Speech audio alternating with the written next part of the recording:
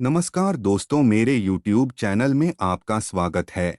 इस वीडियो में हम बॉलीवुड के काफी बड़े और सबके दिलों में अभी तक राज करने वाले कलाकार अमिताभ बच्चन, जिन्हें हम बिग बी के नाम से भी जानते हैं, उनकी जीवनी की बात करेंगे। इसलिए कृपया मेरे साथ अंत तक बने रहें और कृपया इस वीडियो को लाइक करें और मेरे चैनल को सब्सक्राइब करें और बेल आइकन को दबाएं ताकि आपको आगे की अपडेट मिलती रहे। अमिताभ बच्चन जन्म 11 अक्टूबर 1942 भारतीय फिल्म जगत बॉलीवुड के अभिनेता और प्रसिद्ध हिंदी साहित्यकार हरिवंश राय बच्चन के सुपुत्र हैं। 1970 के दशक के दौरान उन्होंने बड़ी लोकप्रियता प्राप्त की और तब से भारतीय सिनेमा के इतिहास में प्रमुख व्यक्तित्व बन गए। अमिताभ ने अपने करियर में अनेक पुरस्कार जीते हैं, जिनमें दादा साहेब फाल्के पुरस्कार, 3 राष्ट्रीय फिल्म पुरस्कार और 12 फिल्म फेयर पुरस्कार सम्मिलित हैं। उनके नाम सर्वाधिक सर्वश्रेष्ठ अभिनेता फिल्म फेयर अवार्ड का रिकॉर्ड है। के अलावा बच्चन ने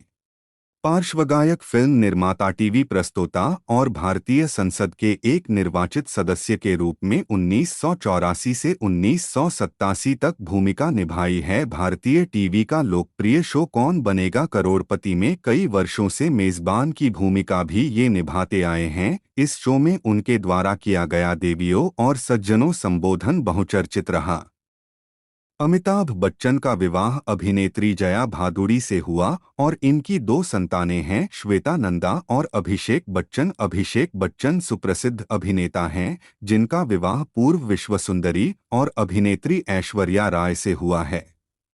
आरंभिक जीवन: इलाहाबाद, उत्तर प्रदेश कायस्थ परिवार में जन्मे अमिताभ बच्चन के पिता डॉक्टर हरिवंश राय बच्चन प्रसिद्ध हिंदी कवि थे, जबकि उनकी मां तेजी बच्चन अविभाजित भारत के कराची शहर से संबंध रखती थीं, जो कि अब पाकिस्तान में है। आरंभ में अमित जी का नाम इंकलाब रखा गया था, जो भारतीय स्वतंत्रता संग्राम के दौरान प्रयोग किए गए प्रेरक वाक्यांश इंकलाब जिंदाबाद से लिया गया था, लेकिन बाद में प्रसिद्ध कवि सुमित्रानंदन पंत ने इनका नाम अमिताभ रखा। अमिताभ का अर्थ है शाश्वत प्रकाश। यद्यपि इनका उपनाम श्रीवास्तव था वह कायस्थ जाति से संबंध रखते हैं, फिर भी इनके पिता ने इस उपनाम को अपने कृतियों को प्रकाशित करने वाले बच्चन नाम से उद्धृत किया। यह उनका उपनाम ही है जिसके साथ उन्होंने फिल्मों में एवं सभी सार्वजनिक प्रयोजनों के लिए उपयोग किया। अब यह उनके परिवार के समस्त सदस्यों का उपनाम बन गया है।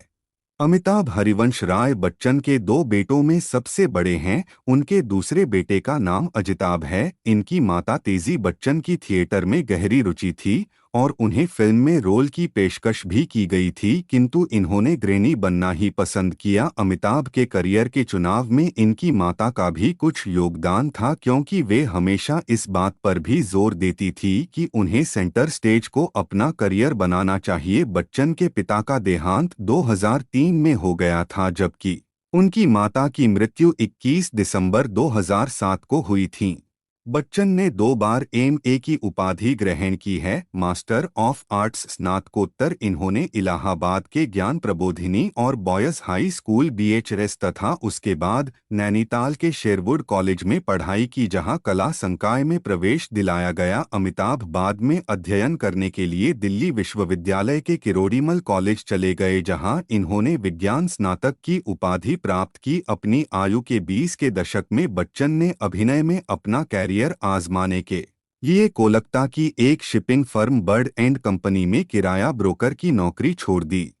3 जून 1973 को इन्होंने बंगाली संस्कार के अनुसार अभिनेत्री जया भादुड़ी से विवाह कर लिया। इस दंपति को 2 बच्चों, बेटी श्वेता और पुत्र अभिषेक पैदा हुए। कैरियर: अमिताभ ने फिल्मों में अपने कैरियर की शुरुआत ख्वाजा अहमद अब्बास के निर्देशन में बनी फिल्म 7 हिंदुस्तानी के 7 कलाकारों में एक कलाकार के रूप में की। उत्पल दत्तमधु और जलाल आगा जैसे कलाकारों के साथ अभिनय करके फिल्म ने वित्तीय सफलता प्राप्त नहीं की, पर बच्चन ने अपनी पहली फिल्म के लिए राष्ट्रीय फिल्म पुरस्कार में सर्वश्रेष्ठ नवागंतुक का साथ ही कलाकारों में नवीन निश्चलयोगिता बाली और ओम प्रकाश थे और इन्हें खलनायक के रूप में फिल्माना अपने आप में बहुत कम देखने को मिलने जैसी भूमिका थी। इसके बाद उनकी कई फिल्में आई जो बॉक्स ऑफिस पर उतनी सफल नहीं हो पाई, जिनमें रेशमा और शेरा भी शामिल थी। और उन दिनों इन्होंने गुड्डी फिल्म में मेहमान कलाकार की भूमिका निभाई थी। इनके साथ इनकी पत्नी जया भादुड़ी के साथ धर्मेंद्र भी थे। अपनी जबरदस्त आवाज के लिए जाने जाने वाले अमिताभ बच्चन ने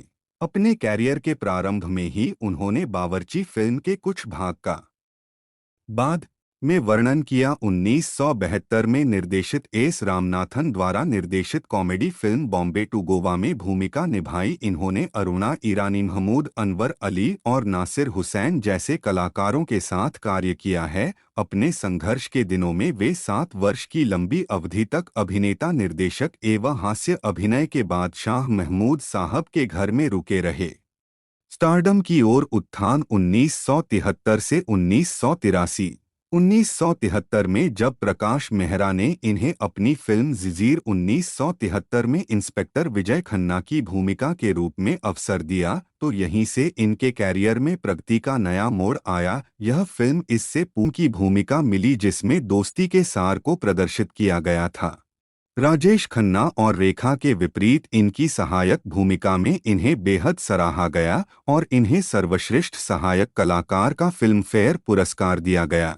1979 में पहली बार अमिताभ को नटवरलाल नामक फिल्म के लिए अपनी सहयोगी कलाकार रेखा के साथ काम करते हुए गीत गाने के लिए अपनी आवाज का उपयोग करना पड़ा। फिल्म में उनके प्रदर्शन के लिए उन्हें सर्वश्रेष्ठ अभिनेता का पुरस्कार, पुरुष पार्श्व गायक का सर्वश्रेष्ठ का कोना इनके पेट से टकराया, जिससे इनके आंतों को चोट पहुंची और इनके शरीर से काफी खून बह निकला था। इन्हें जहाज से फौरन स्प्लेनेक्टोमी के उपचार हेतु अस्पताल ले जाया गया और वहां ये कई महीनों तक अस्पताल में भर्ती रहे और कई बार मौत के मुंह में जाते जाते बचे। यह अफवाह भी फैल भी गई थी कि वे एक दुर्घटना में मर गए हैं और संपूर्ण देश में इनके चाहने वालों साल के अंत में एक लंबे अरसे के बाद पुनः काम करना आरंभ किया। यह फिल्म में रिलीज हुई और आंशिक तौर पर बच्चन की दुर्घटना के असीम प्रचार के कारण बॉक्स ऑफिस पर सफल रही। निर्देशक मनमोहन देसाई ने कुली फिल्म में बच्चन की दुर्घटना के बाद फिल्म के कहानी का अंत बदल दिया था। इस फिल्म में बच्चन के चरित्र को वास्तव में मृत्यु प्राप्त होनी थी, लेकिन बाद में स्क्रिप्ट में परिवर्तन करने के बाद उसे अंत में जीवित दिखाया गया। देसाई ने इनके बारे में कहा था कि ऐसे आदमी के लिए यह कहना बिल्कुल अनुपयुक्त होगा कि जो असली जीवन में मौत से लड़कर जीता हो उसे पर्दे पर मौत अपना ग्रास बना ले। इस रिलीज फिल्म में पहले सीन के अंत को जटिल मोड़ पर रोक दिया गया था और उसके नीचे एक कैप्शन प्रकट होने लगा जिसमें अभिनेता के घायल होने की बात लिखी गई थी और इसमें दुर्घटना के प्रचार को सुनिश्चित किया गया था। मंदी के कारण और सेवानिवृत्ति 1988 से दागवाह के रिलीज होने के बाद बच्चन ने अगले 5 वर्षों के लिए अपने आधे रिटायरमेंट की ओर चले गए। 1994 में इनके देर से रिलीज होने वाली कुछ फिल्मों में से एक फिल्म इंसानियत रिलीज तो हुई, लेकिन बॉक्स ऑफिस पर असफल रही। टेलीविजन कैरियर वर्ष 2000 में अमिताभ बच्चन ने ब्रिटिश टेलीविजन शो के खेल who want us to be a millionaire को